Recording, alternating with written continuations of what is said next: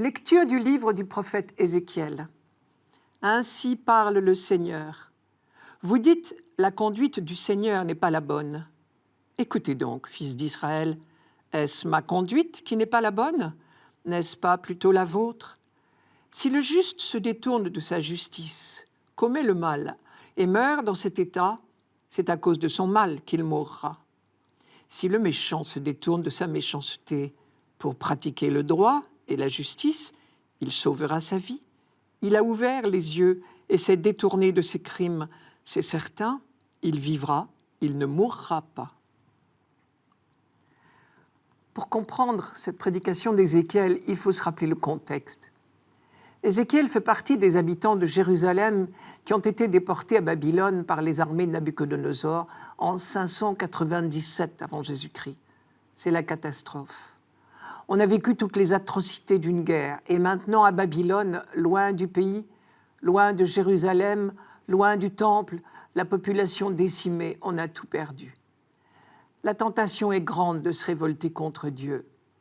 Les exilés se plaignent et disent « La conduite du Seigneur est étrange », ce qui signifie en clair « Mais qu'est-ce qu'on a fait au bon Dieu pour mériter une telle punition ?» Car à l'époque, on est convaincu qu'il y a un lien entre notre comportement, bon ou mauvais, et les événements de notre vie, heureux ou malheureux. Les bons sont toujours récompensés, les méchants sont toujours punis. Donc s'il nous arrive un malheur, c'est parce que nous avons commis une faute. Or, cette génération dont la tourmente n'est pas pire que les précédentes, et elle a quand même bien l'impression qu'elle paye tout le poids du passé, les fautes accumulées des générations précédentes, comme si le vase de la colère de Dieu avait tout d'un coup débordé. Et on se met à répandre un dicton. Les pères ont mangé du raisin vert et les dents des fils en ont été agacées. Voilà dans quel contexte Ézéchiel prend la parole. Et il nous offre ici toute une méditation sur la justice de Dieu. Cette question de la justice de Dieu a habité la réflexion du peuple d'Israël tout au long de son histoire. Et la réponse a varié au cours du temps. La prédication d'Ézéchiel que nous lisons aujourd'hui se situe donc à un moment précis de ce long cheminement. Et elle va constituer une étape importante de ce déroulement. Comme tous ses contemporains, Ézéchiel raisonne dans une logique de récompense-punition, ce que l'on appelle la logique de rétribution. Et sur ce point précis, il n'apporte rien de neuf. Toute faute reçoit un châtiment. Telle est, croit-on, la justice de Dieu. En revanche, il apporte du nouveau au sujet de ce fameux dicton sur les raisins verts. Les pères ont mangé du raisin vert et les dents des fils en ont été agacées.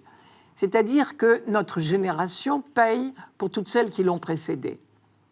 La nouveauté apportée par Ézéchiel consiste à dire « Le dicton sur les raisins verts est faux.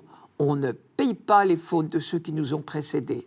Au contraire, chacun est rétribué pour sa propre conduite. » Quelques lignes avant le texte d'aujourd'hui, Dieu a fait dire par son prophète « Par ma vie, dit Dieu, vous ne répéterez plus ce dicton en Israël. » Et Ézéchiel développe tout un raisonnement pour bien préciser que la justice est individuelle et non pas collective. Si le méchant se détourne de sa méchanceté, s'il se met à pratiquer le droit et la justice, il sauvera sa vie, parce qu'il a ouvert les yeux, parce qu'il s'est détourné de ses fautes. Il ne mourra pas, il vivra. Donc, personne n'est jamais puni pour la faute d'un autre. C'est évidemment une étape très importante dans la découverte de la justice de Dieu. Mais ce n'est qu'une étape.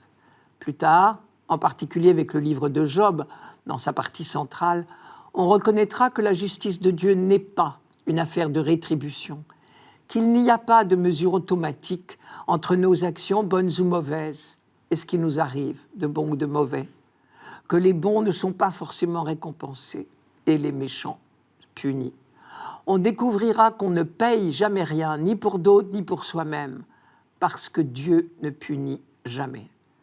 Plus tard encore, on découvrira que Dieu n'est pas la cause directe de tout ce qui nous arrive.